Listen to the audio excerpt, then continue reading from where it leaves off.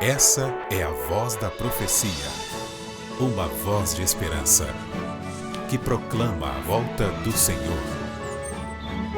Jesus em breve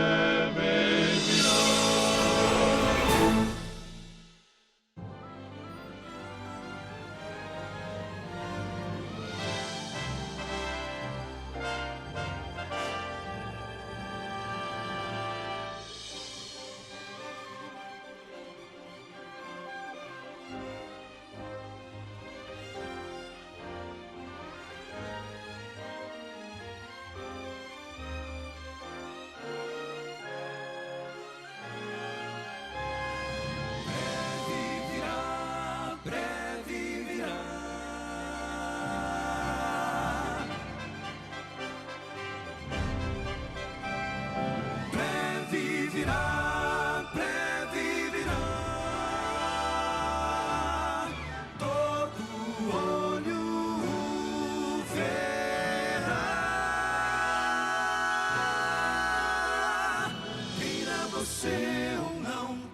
Você ou não, ele virá.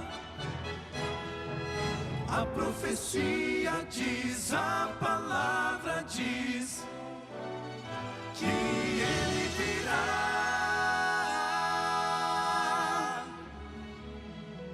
Esta é a voz da profecia, uma mensagem de fé e esperança que anuncia a volta do Senhor.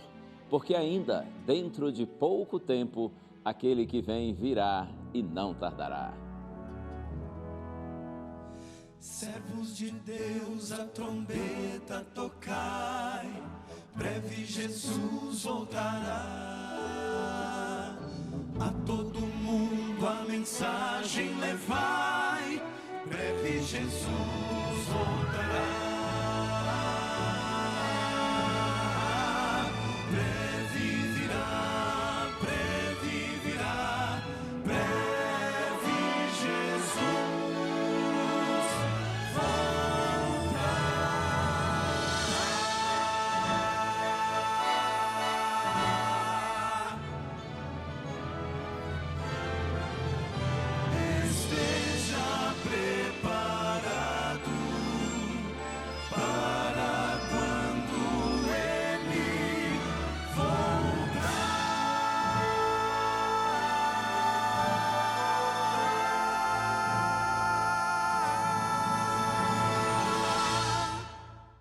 O tempo passa, o tempo voa e a nossa amizade continua numa boa. E aí, tudo bem com você? Está na paz do Senhor? Eu espero que sim.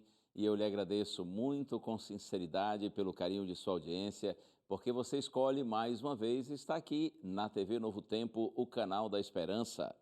E já começamos o seu programa, A Voz da Profecia, desejando muitas bênçãos de Deus sobre você, sobre a sua família. E olha, pela graça do Senhor, a despeito de todas as dificuldades da vida, vamos prosseguir firmes, olhando para cima, olhando para frente, olhando para Deus, porque assim a nossa vitória vem do Senhor. Hoje, como em todos os programas, você vai ouvir as maravilhosas músicas do Quarteto Arautos do Rei. Aliás, a gente já começou ouvindo, não é? Esse prefixo lindo que anuncia a proximidade da segunda vinda de Cristo em glória e majestade para buscar a sua igreja. Mas além das músicas, outras músicas que o quarteto vai cantar hoje, você também verá um lindo testemunho de uma pessoa impactada e transformada pela graça de Deus. E eu terei o prazer de compartilhar com você a Santa Bíblia. Vamos pensar hoje numa experiência vivida por Pedro, o discípulo de Jesus, com seu mestre. Pedro acertou muitas vezes durante a sua convivência com Jesus, mas muitas outras vezes também Pedro errou. E aí há a semelhança entre Pedro e nós, porque nós também vivemos assim, não é? Entre acertos e erros. Mas a graça do Senhor estava sobre Pedro, assim como está sobre você e sobre mim também. Vamos seguir firmes, cada dia mais amando e seguindo o nosso Senhor. Está no ar a voz da profecia.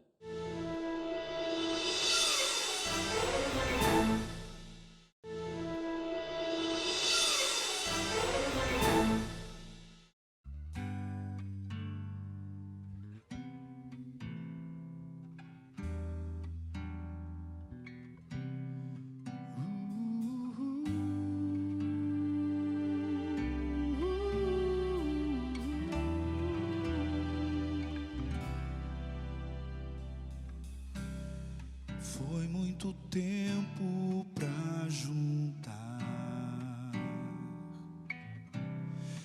economias e comprar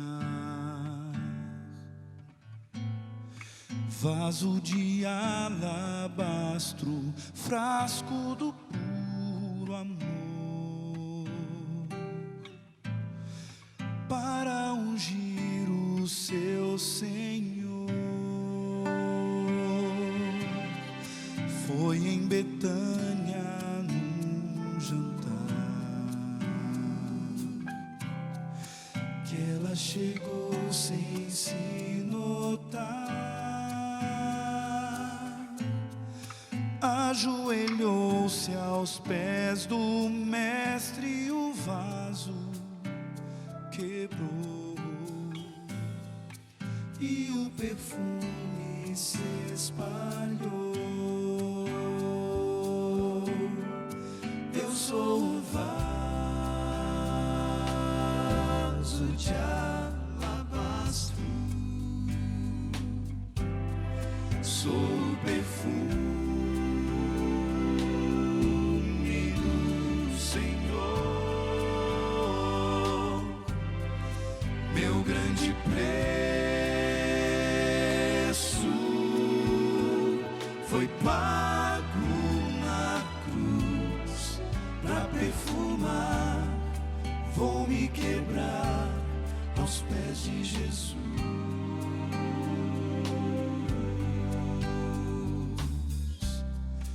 Nuvens se formam como um véu, são corações clamando ao céu. Se existe um Deus no alto, eu já cansei de cair. Manda um vaso pra me ungir. Eu sou um vaso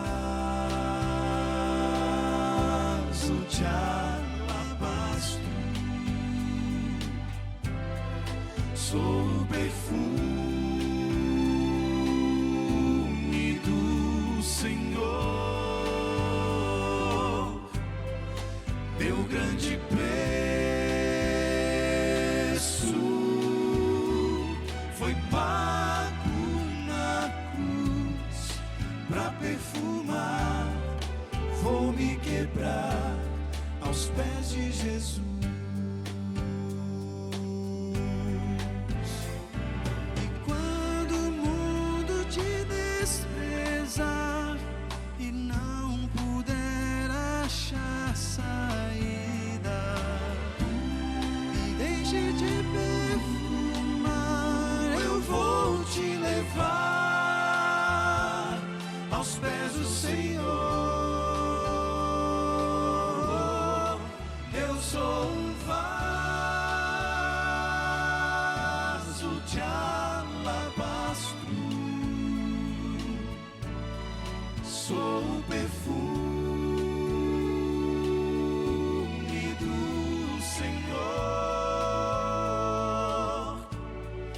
meu grande preço foi pago na cruz pra perfumar. Vou me quebrar aos pés de Jesus.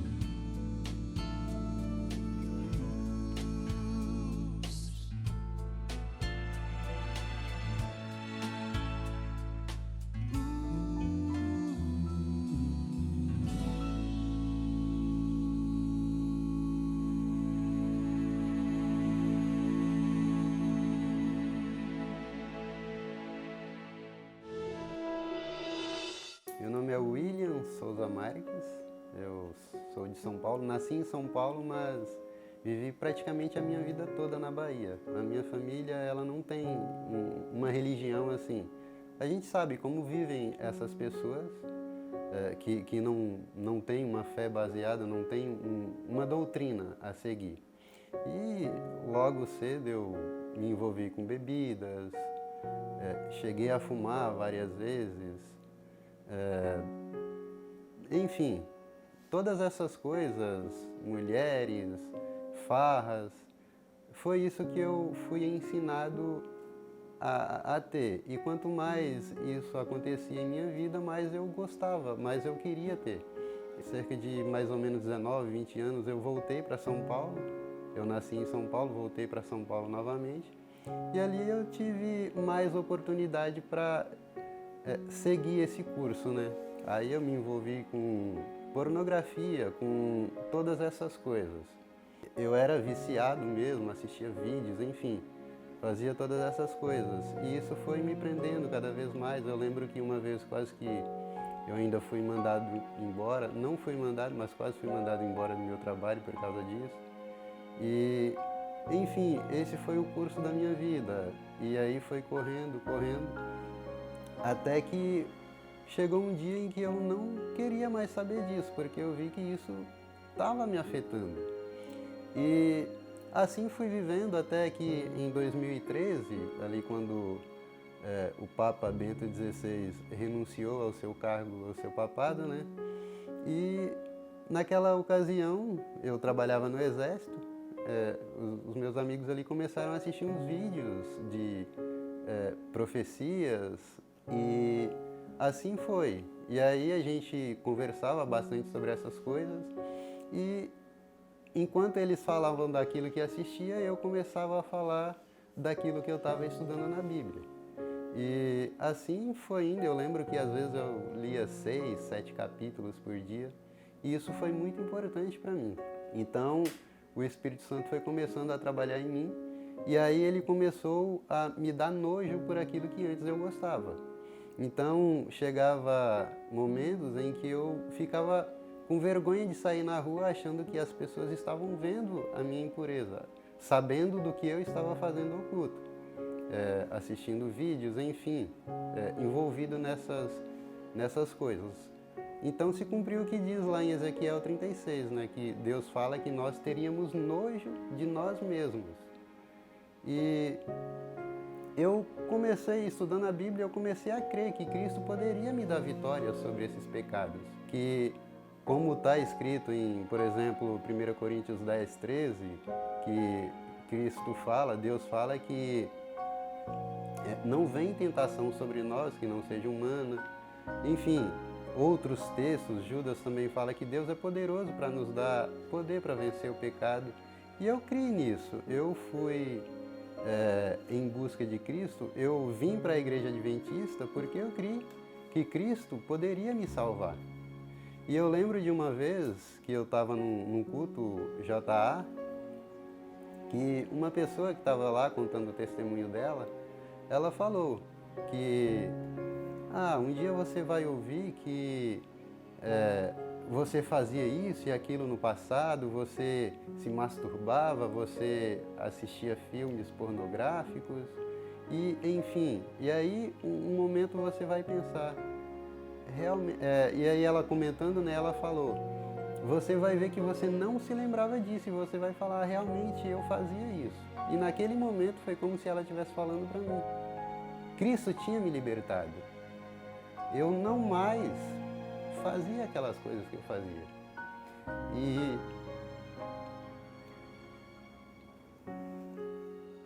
E naquele momento eu vi que Cristo realmente, Ele tinha me resgatado de um poço profundo em que eu tinha me enfiado.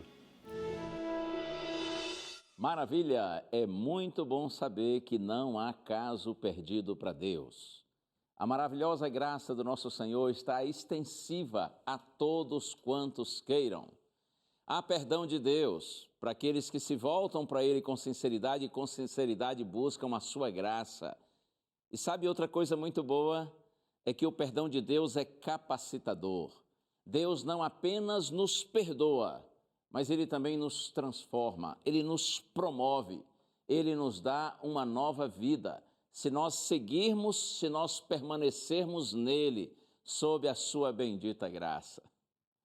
A gente vai para um rápido intervalo, com algumas mensagens aí para você, mas já já nós voltamos. E eu terei o prazer de abrir a Santa Bíblia para nós meditarmos um pouquinho na palavra do Senhor, que é luz para os nossos caminhos. Fique com a gente, por favor, fica aí, eu já volto.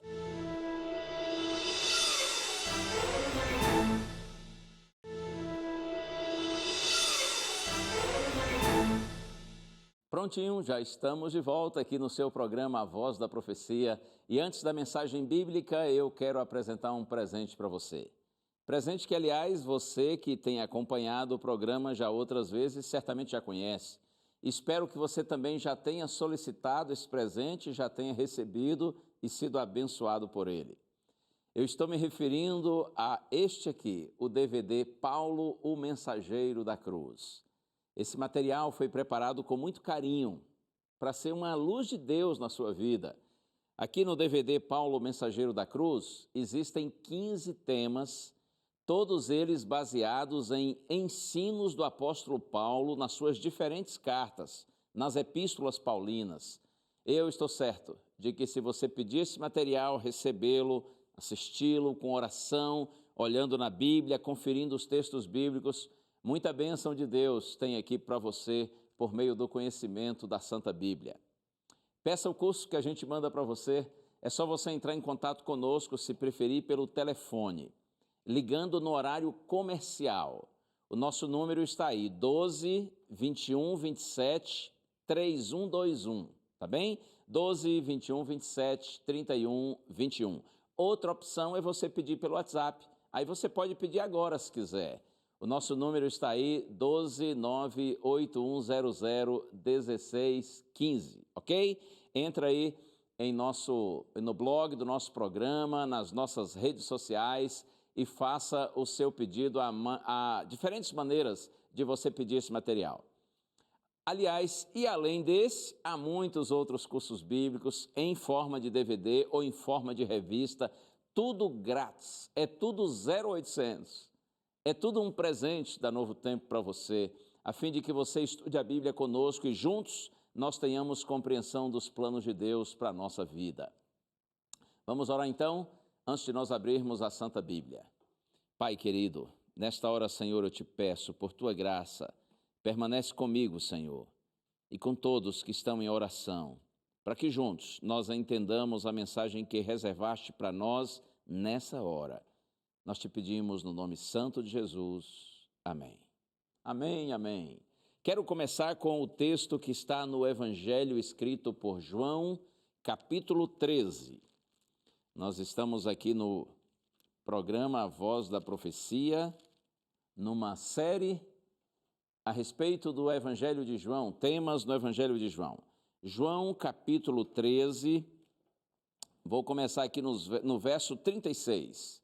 De 36 a 38 está escrito assim: Perguntou-lhe Simão Pedro: Senhor, para onde vais? Respondeu Jesus: Para onde vou? Não me podes seguir agora. Mais tarde, porém, me seguirás. Replicou Pedro: Senhor, por que não posso seguir-te agora? Por ti darei a própria vida. Respondeu Jesus: Darás a vida por mim? Em verdade te digo que jamais cantará o galo antes que me negues 3 vezes.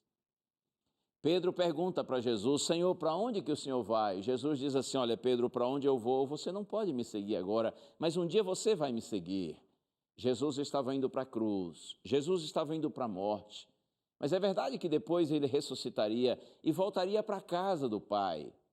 Jesus estava dizendo assim: Pedro, eu estou indo passar por um momento difícil e você também um dia vai passar por ele, mas depois eu estarei na glória do meu Pai e você também um dia estará na glória comigo. Para onde eu vou, você não pode me seguir agora, mas um dia você me seguirá.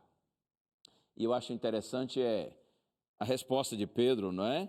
Quando ele diz assim: Senhor, por que não posso seguir-te agora? Por ti darei a própria vida. Eu estou disposto a morrer pelo Senhor. Pedro entendeu que Jesus havia dito que ele iria passar um momento muito difícil, de sofrimento. É por isso que Pedro diz assim: Senhor, eu estou pronto para te seguir. Eu estou disposto a dar a minha própria vida pelo Senhor. E então é nessa hora que Jesus diz: você, Pedro, vai dar a sua vida por mim? Como que dizendo: agora ainda não, Pedro. ainda que suas palavras sejam bonitas, ainda que sua profissão de fé seja bem interessante, você não está pronto ainda para dar a sua vida por mim. E Jesus então disse, em verdade te digo, que jamais cantará o galo antes que me negue 3 vezes. E João relata aqui no seu evangelho as negações de Pedro. Agora vamos ao capítulo 18, a partir do verso 17. Está escrito assim: Então a criada encarregada da porta perguntou a Pedro, não és tu também um dos discípulos deste homem? Não sou, respondeu ele. Simplesmente assim. Ei, você não é também um dos discípulos desse homem? Pedro diz, não, eu não sou. E agora, verso 25, lá estava Simão Pedro, aquentando-se. Perguntou-lhe, pois, és tu, porventura, um dos discípulos dele? Ele negou e disse, não sou. Estava disposto a dar a própria vida por Cristo. Mas quando a situação muda e Jesus é preso, Jesus é levado para dentro da casa de Caifás, o sumo sacerdote na época, e ali Jesus está sendo julgado. Pedro e João conseguem, diz a Bíblia, entrar no pátio da casa do sumo sacerdote. E alguém pergunta a Pedro, você é discípulo dele? Pedro diz, não sou. Agora uma outra pessoa, conforme lemos, também pergunta, e Pedro outra vez diz, eu não sou discípulo dele. E no verso 26 diz assim, um dos servos do sumo sacerdote, parente daquele a quem Pedro havia decepado a orelha, perguntou, não te vi eu no jardim com ele? De novo Pedro negou e no mesmo instante cantou o galo. Jesus havia profetizado e a profecia de Jesus se cumpriu muito rapidamente, não é? Por 3 vezes, Pedro negou vergonhosamente de que ele conhecia Jesus, de que ele era discípulo de Jesus, de que ele havia andado com Jesus. Mas olha aqui uma coisa, não vamos condenar Pedro, porque a gente faz algo muito parecido, não é? Talvez, quem sabe, pior ainda. Quantas vezes você já prometeu assumir Jesus na sua vida, assumir o Evangelho, viver para a glória de Deus, testemunhar para a sua família, para os seus amigos, para seus conhecidos, seus vizinhos, enfim. Quantas vezes nós já prometemos fidelidade ao Senhor, porém nós falhamos. Quantas vezes na hora de testemunhar nós nos omitimos, não é?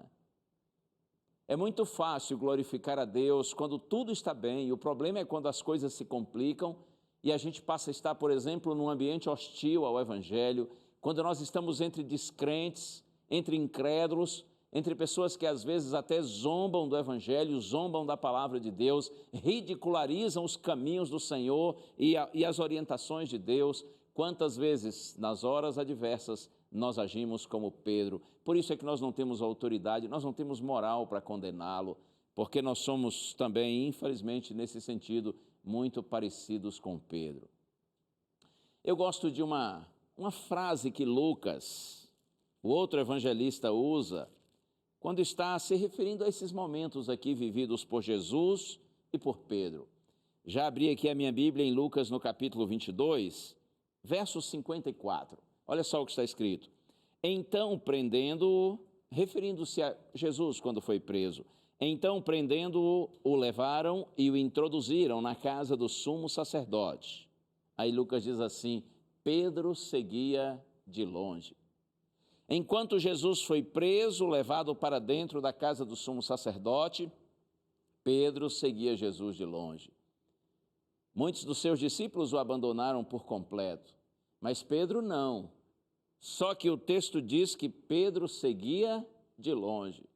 Pedro não estava tão perto, mas também não estava tão longe.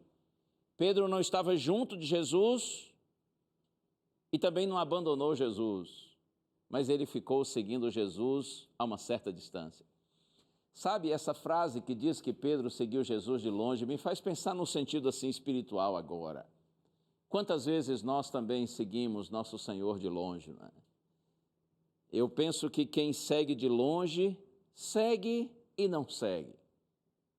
Provavelmente fica distante porque está dividido entre segui-lo e não segui-lo. Eu poderia dizer que o que segue Jesus de longe é aquele que é fã de Jesus, é admirador de Jesus, mas não necessariamente discípulo. Porque pensando no sentido espiritual, o discípulo de Cristo é aquele que está perto, aquele que está junto, aquele que não larga seu mestre, seja na hora da glória ou na hora do sofrimento, seja quando o mestre está sendo aclamado rei ou quando o mestre está sendo apresentado como um criminoso, como uma pessoa indigna. O que segue Jesus de longe é aquele que evita aproximar-se demais, mas assim também não vai para uma distância ao ponto de se distanciar por completo, ou seja, ao ponto de abandoná-lo por completo. O que segue Jesus de longe, eu diria que é aquele que não despreza Jesus, mas também não o assume. O cristão que segue Cristo de longe, ele deseja os privilégios e crê nos privilégios oferecidos pelo cristianismo. Ele crê e deseja as bênçãos, deseja a coroa. Mas, por outro lado, ele não quer responsabilidade. Ele não quer os compromissos que são decorrentes do discipulado. Ele deseja a coroa, mas evita a cruz. Quantas vezes a gente vive essa triste realidade, não é? Quantas pessoas há por esse mundo afora assim, que elas dizem assim, não, eu realmente não estou tão perto de Deus, eu não leio a Bíblia, não vou à igreja, não tenho assim muito compromisso com essas questões religiosas, mas também eu não faço mal para o meu próximo, eu não desejo mal para ninguém, eu sou uma pessoa honesta, direita, como que dizendo assim, eu não estou tão perto, mas também não estou tão longe, eu estou aqui bem, estou fazendo o meu melhor. Deus não quer apenas fãs e admiradores, Deus quer discípulos. Mas geralmente aqueles que seguem Jesus de longe, eles têm, além dessas características que eu já mencionei, eu posso mencionar outras. Quer ver uma delas? Geralmente os cristãos que seguem Cristo de longe, eles são muito convencidos em relação à vida espiritual deles. Aqui mesmo em Lucas, no capítulo 22, pouco antes de Jesus ser preso e Pedro negá-lo, Jesus disse assim para Pedro, olha Pedro, eu vou orar por você, para que a sua fé não desfaleça. Eu vou orar por você, Pedro, porque eu sei que o diabo, ele vai tentar você, ele vai fazer de tudo para derrubar você, mas eu estou orando por você, para que você permaneça firme. E quando você se converter de verdade, eu peço, Pedro, que você ajude, que você fortaleça, anime os seus irmãos. E a resposta de Pedro para Jesus, diante da sua disposição de orar por ele, Pedro disse assim, Senhor, estou pronto aí contigo, tanto para a prisão como para a morte. Como que dizendo assim, Senhor, fica tranquilo aí, o Senhor pode até se preocupar com os outros, mas comigo não, porque eu estou muito bem, obrigado. Eu estou mais firme do que nunca na disposição de servir ao Senhor. Pedro estava convencido quanto à sua condição espiritual. E geralmente é assim, quem segue Jesus de longe é muito convencido. Se acha mais espiritual do que os outros. E esse é um indicativo de que, na verdade, nós estamos longe do Senhor. Sabe por quê? Quanto mais perto de Jesus, mais nós percebemos nossa real condição espiritual.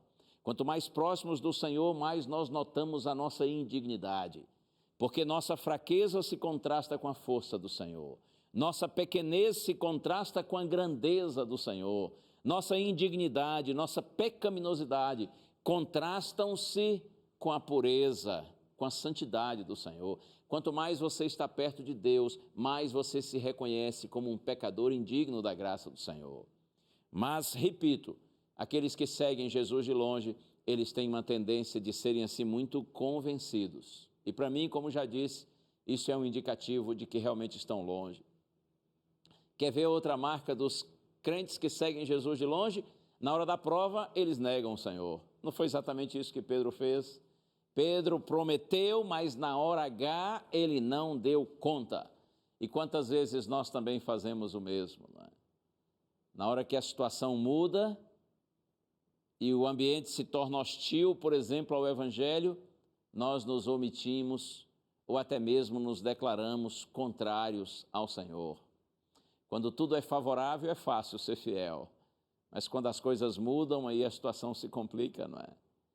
Dentro da igreja ali, quando está todo mundo glorificando a Deus e tal, nós estamos lá entre os santos de Deus e parecemos santos também, e como é lindo e tudo é maravilhoso, mas lá em casa, lá na escola, lá no trabalho, quando as coisas se complicam, nossa santidade permanece, nossa disposição de servir ao Senhor permanece. É fácil, muito fácil, eu gosto sempre de dizer isso, louvar Jesus quando a multidão está gritando hosanas e hosanas ao Rei. Mas quando a multidão começa a gritar, crucifica-o, quantos permanecem dizendo hosanas e hosanas ao Rei? Mas sabe o que eu acho mais triste na experiência dos que seguem Jesus de longe, pensando assim no sentido espiritual? É que exatamente porque eles se mantêm longe, eles não conseguem tocar no Senhor e não são tocados pelo Senhor. Os que seguem Jesus de longe, eles mantêm uma comunhão superficial com Deus. É um relacionamento muito raso com Deus. E creia nisso, não há nada mais sublime na vida do que a gente, pela fé, tocar no Senhor e permitir que Ele também nos toque, permitir que Ele nos alcance. Os que seguem Jesus de longe, exatamente porque eles se mantêm distantes do Senhor, eles experimentam apenas a periferia das bênçãos espirituais, porque eles não estão ali no centro, na essência da experiência cristã, que é um relacionamento vivo com Cristo. Quando nós tocamos nele, somos tocados por Ele. Quando eu falo isso, eu me lembro de uma experiência que vivi quando eu era garoto. Eu até já contei isso aqui na TV, quando apresentava o programa Além dos Fatos. Eu morava lá na minha cidade natal, Vitória da Conquista, na Bahia. E eu estudava numa escola pública estadual, que era uma escola, e ainda é uma escola assim, bem grande. Na época eu devia fazer a 5ª série, que hoje é o 6º ano, não é? Ali no ensino fundamental. Eu estava lá na minha escola um dia assistindo aulas, era o início de um ano letivo, quando uma secretária da escola entrou, chegou à sala e disse assim: olha, alunos, eu vim dar uma notícia para vocês. As nossas aulas hoje serão suspensas ao meio-dia, aliás, às 11h30, não meio-dia. Nós vamos terminar a aula hoje mais cedo. Eu e os alunos já ficamos todos felizes, porque geralmente o aluno gosta dessa notícia, não é? E ela disse assim: olha, nós vamos parar mais cedo as aulas, porque o governador do estado da Bahia, ele está vindo à nossa cidade, virá à nossa escola para fazer a reinauguração da escola.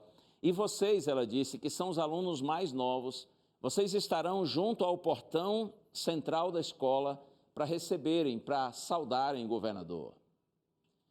Quando eu ouvi essa notícia, eu falei: ora, não é possível, o governador do estado estará aqui em nossa cidade e ele virá à escola e eu e meus colegas estaremos junto ao portão da escola para saudarmos o governador. Oh, eu fiquei impressionado. Eu fiquei imaginando assim que nós íamos ficar todos junto ao portão da escola e todos faríamos assim continência para o governador. Estava na época do regime militar, não é? E eu fiquei imaginando isso. Quando a secretária saiu, aí a professora disse assim: meninos, eu estou encantada com essa notícia. Vocês já pensaram que vocês estarão junto ao portão da escola e vão saudar o governador do estado? Que privilégio vocês têm! Que privilégio tremendo! Olha aí, que legal! Eu não sei se a professora estava realmente impressionada com a notícia ou ela só queria nos motivar, mas o fato é que eu e meus colegas ficamos todos assim muito animados.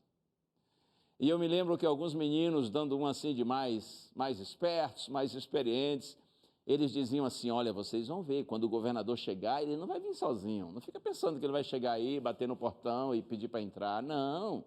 O governador vem com uma comitiva e são vários carros pretos, carros de 4 portas. Naquela época, os carros de 4 portas não eram muito comuns. Os carros são carros pretos grandes de 4 portas e vêm umas motos grandes, os motoqueiros com bandeiras do Brasil, do estado da Bahia. E olha, é tudo muito bacana e as sirenes ficam ligadas, os faróis acesos. É uma comitiva, é uma caravana, é muito bonito. E eu fiquei assim muito animado na expectativa de ver tudo isso e participar de tudo isso. Quando chegou 11h30, nós saímos da sala e corremos lá e ficamos junto ao portão da escola. O governador chegaria ao meio-dia. Só que chegou meio-dia e nada de governador. meio-dia e 30 e nada. Nenhum sonzinho, nenhum carro preto passando pela rua. E nós ficamos ali um pouco tristes, desanimados. Eu me lembro que alguns colegas, alguns alunos da escola foram assim se afastando e desistindo, voltando para casa, até porque estávamos com fome, estávamos ali num sol causticante, muito calor, mas eu perseverei. Sempre tem um remanescente fiel, não é? Que fica até o fim, e eu nunca me esqueço. Lembro-me como hoje, quando de repente, assim, uma distância de uns 200, 300 metros, lá na esquina, apareceu, virou e chegou a comitiva do governador. E era tudo como os colegas haviam dito, os carros pretos, as motos com as bandeiras, as sirenes, os faróis acesos. E aí, quando eu vi toda aquela cena, meu coração disparou de emoção. E eu fiquei ali observando, de repente um dos carros parou, e uma pessoa desceu e foi lá e abriu a porta de trás, e o governador desceu, e eu fiquei de olho no governador. Meu coração estava disparado. Estava muito interessante tudo aquilo. Mas olha aqui uma coisa que eu percebi. Alguns colegas meus, eles não estavam só olhando o governador. Eles se aproximaram tanto que eles tocavam no governador. Passavam a mão assim na cabeça dele, na roupa dele, e eu pensei, será que eu consigo também? E aí, com muito esforço, eu fui me aproximando, e quanto mais chegava, mais o coração disparava, até que eu me lembro, quando com as pontas dos dedos, assim, eu estiquei o braço, e com as pontas dos dedos eu toquei nas costas do governador. Oh, glória! Foi só tocar e já tirar a minha mão. Eu fiquei extremamente emocionado com aquilo. E você me dirá, ei, pastor, você era bobinho, hein? Eu era realmente. Porque esse negócio de pegar no governador, grande coisa, não é? Mas eu me lembro que eu voltei para casa naquele dia e contei para os meus pais, para os meus irmãos, para os meus colegas da rua. É claro que um menino contando uma história dessa geralmente exagera, não é? Eles devem ter pensado que eu tive uma entrevista com o governador. Mas, na verdade, eu só consegui tocar com as pontas dos meus dedos, assim, nas costas dele. Só que eu não sabia de uma coisa. Naquele mesmo ano, isso deve ter sido 1976 ou 77, faz tempo, não é? Naquele mesmo ano, eu teria a oportunidade de me encontrar com a outra autoridade, bem maior do que o governador do estado da Bahia. Naquele período, os meus pais foram convidados para assistirem a um culto numa igreja adventista do sétimo dia. E eu e meus irmãos, nós nunca tínhamos entrado numa igreja assim, uma igreja evangélica. E meus pais foram à igreja, levaram os filhos, e foi num desses primeiros cultos numa igreja adventista que um dia um pastor se levantou para pregar. E ele pregou com tanta sinceridade e com tanta simplicidade. Mas ele falou do amor de Deus de uma maneira tão clara, tão bonita, que naquele dia, apesar de eu ser apenas um menino, que pouco ou quase nada sabia a respeito de Deus e do Evangelho, eu tenho certeza que naquele dia, o Senhor Jesus, por sua graça, tocou-me e eu também pude tocá-lo. Se o encontro com o governador alguns meses antes foi legal, esse encontro com Jesus, o Rei dos Reis e Senhor dos Senhores, foi incomparavelmente melhor. Naquele dia eu toquei no meu Senhor e por sua graça Ele tocou em mim. E muitos anos, é claro, já se passaram e eu tenho, pela bondade do Senhor, vivido na sua presença.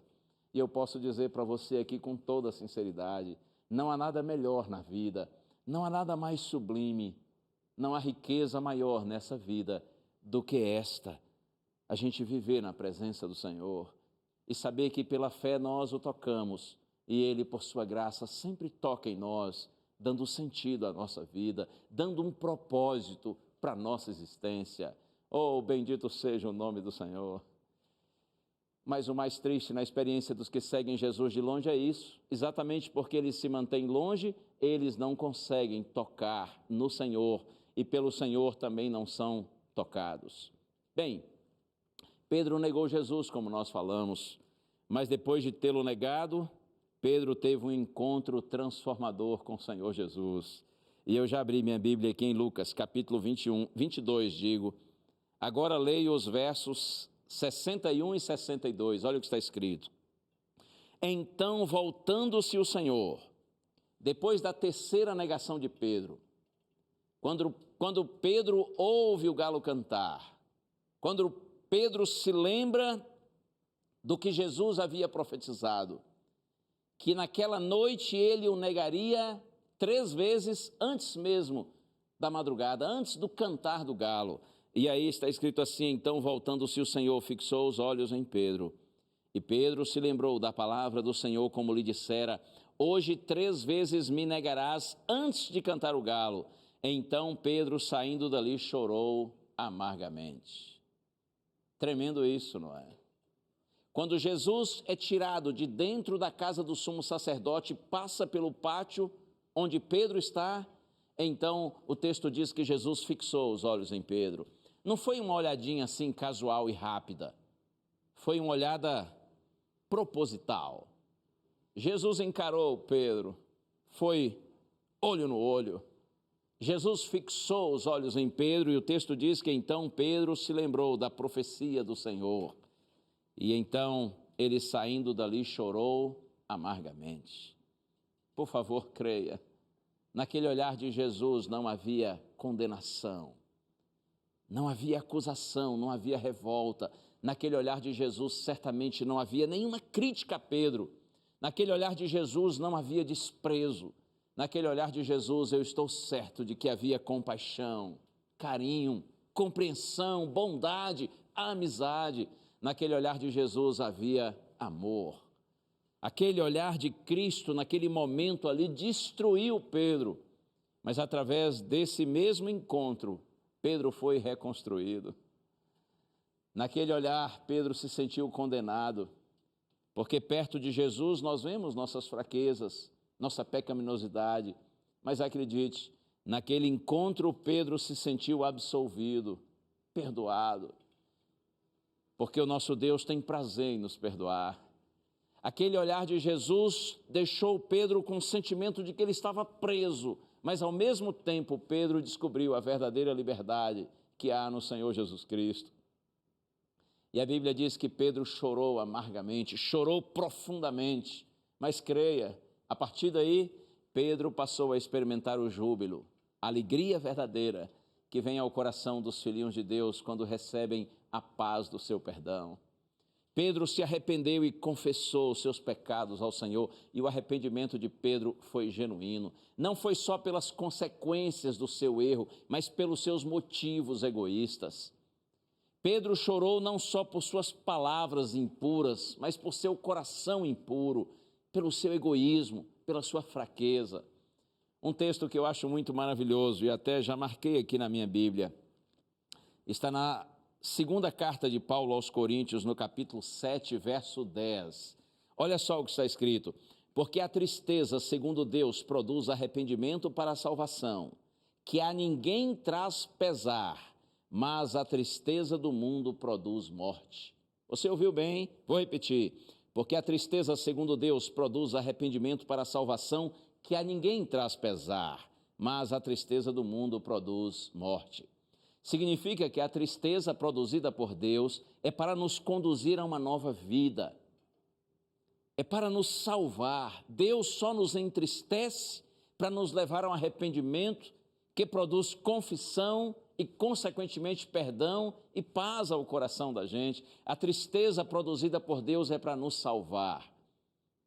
E esse lamento que é produzido pelo Espírito Santo em nosso coração de arrependimento, ele não é apenas pelas consequências do nosso erro, é um lamento muito mais profundo pelos nossos motivos, mas a tristeza produzida pelo mundo, diz a Bíblia, ela conduz ao desespero, ela conduz à morte, ao sofrimento. Normalmente a tristeza do mundo é um remorso pelas consequências do nosso erro e não pelo erro em si. O arrependimento que muitos têm nesse mundo aí toca apenas na superfície do problema. Mas o arrependimento produzido por Deus, e foi esse, produzido no coração de Pedro, ele é muito mais profundo e genuíno. Porque, como disse e repito, é tristeza não só por nossos atos ou palavras indevidas, mas pelos nossos motivos impuros. Não só tristeza por percebermos nossas mãos sujas, mas por notarmos que o nosso coração é impuro. E a partir daí, Pedro passa a ter uma nova vida. Você certamente conhece a história. Leia em especial os primeiros capítulos do livro de Atos dos Apóstolos, e você vai ver lá que Pedro realmente passou a ter uma nova vida, tornou-se um homem de oração, tornou-se um homem cheio do Espírito Santo. Pedro, Atos capítulo 2, prega com poder, com autoridade, uma multidão, centenas de pessoas se convertem e são batizadas. Pedro é usado por Deus para realizar curas maravilhosas. Pedro é usado por Deus para testemunhar com poder, apesar de toda a perseguição. Pedro tornou-se um novo homem. E sabe o que diz a tradição dos judeus? De que um dia, quando Pedro já estava idoso, depois de ter sido judiado, perseguido, desprezado muitas vezes por ser um pregador do Evangelho, Pedro um dia foi preso e o levaram para o local de sua execução. E disseram assim: você agora vai morrer como seu mestre morreu. E havia uma cruz preparada para Pedro. Mas Pedro disse assim: eu não sou digno de morrer como meu mestre. Eu não tenho direito de morrer do jeito que ele morreu. Por isso Pedro pediu para ser crucificado de cabeça para baixo. E dessa maneira Pedro deu a sua vida por causa de Jesus. Mas naquele dia eu estou certo que Pedro morreu sabendo que nada pode nos separar do amor de Deus que está em Cristo Jesus, nosso Senhor. Naquele dia Pedro morreu sabendo que se Deus é por nós, quem será contra nós? Pedro morreu certo de que nem a vida, nem a morte, nem anjos, nem poderes, nem altura, nem profundidade, como diz Paulo, nem qualquer outra criatura poderá separar-nos do amor de Deus que está em Cristo Jesus, nosso Senhor. Pedro morreu sabendo que aquele que entregar a sua vida por Cristo vai reassumi-la, porque foi Jesus quem disse isso: quem perder a vida por minha causa, esse a salvará. Foi um dia triste, mas por outro lado, um dia de cumprir uma palavra dita há tanto tempo antes, porém não realizada. Pedro agora verdadeiramente deu a sua vida pelo seu Senhor. É hora de nós ouvirmos música aqui no programa A Voz da Profecia, e o quarteto já está se preparando para cantar e vai glorificar a Deus agora. Eu peço a você que preste bastante atenção nessa mensagem linda. Deixe Deus seguir falando ao seu coração.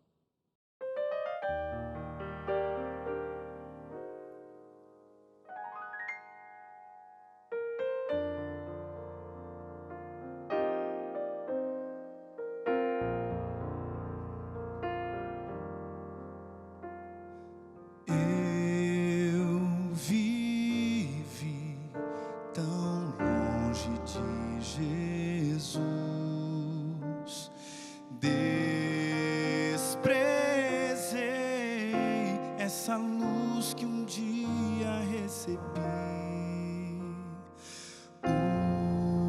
o Senhor de mim teve compaixão.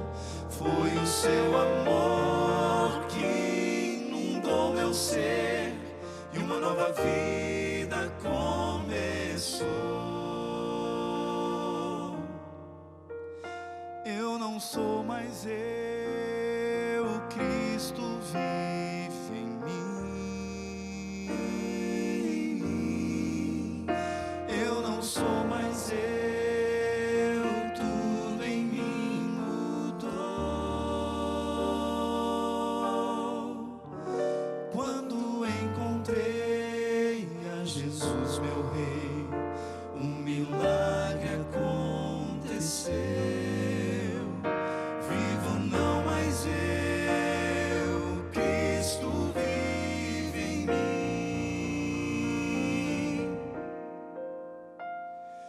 Do meu Deus completamente sou, me escondi em sua graça e seu querer. Hoje sei quem sou e também quem fui. Vivo no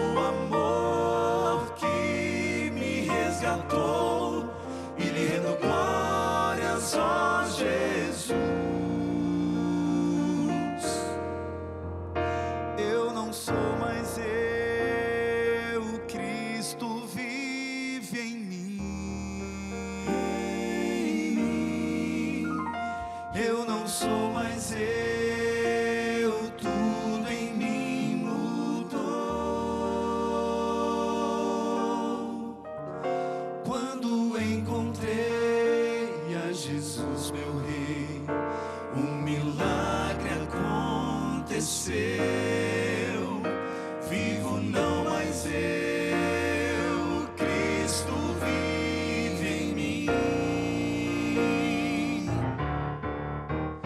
Quem eu era já não sou, o passado já se foi, vivo agora na alegria do Senhor. Se o pecado me chamar, insistindo em convidar, eu direi: morri pro mundo, Cristo vive em meu lugar. Se o pecado me chamar, insistindo em convidar, eu direi: morri pro mundo, Cristo vive em meu lugar. Eu não sou mais eu, eu não sou mais eu, eu não sou mais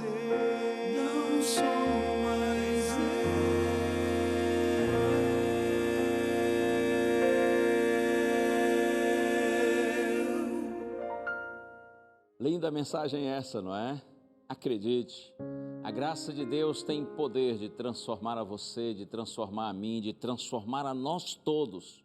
Quando com sinceridade nós buscamos ao Senhor, nós confessamos nossos erros, nossos pecados, e nós buscamos o perdão de Deus e procuramos, como Pedro procurou fazer, nós procuramos viver uma nova vida.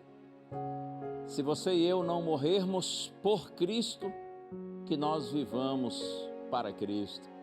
Eu gosto do texto que está lá em Romanos capítulo 14, verso 8. Paulo diz assim: porque se vivemos, para o Senhor vivemos, se morrermos, para o Senhor morremos. Quer, pois, vivamos ou morramos, somos do Senhor. Você e eu, nós somos do Senhor. Ainda que fracos, muitas vezes cometendo erros, mas nós somos do Senhor. Creia nisso. A graça de Deus está sobre você. O seu Deus tem carinho por você. Ele está disposto a perdoar os seus pecados, as suas negações, e lhe dá uma nova vida, lhe dá perdão e poder para ter uma nova vida. Quer vivamos ou morramos, nós somos do Senhor e permaneçamos sendo fiéis ao Senhor até o fim. Que Deus lhe abençoe. Posso orar com você? Pai querido, seja louvado o teu nome, Senhor. Muito obrigado pela oportunidade de compartilhar a tua palavra. E nessa hora, Senhor, eu te peço por tua graça, permanece, Senhor, com todos os teus filhos que estão em oração comigo, para que juntos nós sejamos fiéis ao Senhor até o fim da nossa vida. E quando surgirem momentos áridos e difíceis, que o poder do Senhor esteja em nós, para que nós não desistamos. Nós oramos agradecidos no santo nome de Jesus. Amém. Amém, amém. Que Deus abençoe você e a gente se vê no próximo programa. Um abraço. Tchau.